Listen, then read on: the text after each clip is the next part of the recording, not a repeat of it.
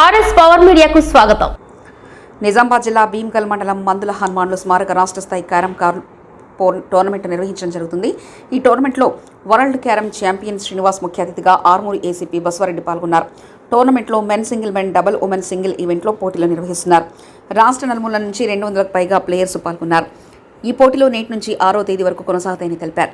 50 సంవత్సరాల చరిత్ర ఉన్న క్యారమ్ ఆటను భీమ్గల్కు రామగౌడ్ ప్రత్యేక గుర్తింపు తీసుకొచ్చారని, రామగౌడ్ మరణానంతరం మందుల హనుమాన్లు రామగౌడ్ పేరిట కోచింగ్ ప్రారంభించి బీంగం ప్రజలకు అందుబాటులో ఉంచారు. బీంగం నుంచి క్రీడాకారులు రాష్ట్ర స్థాయి, జాతీయ స్థాయి అవార్డులు పొందారు.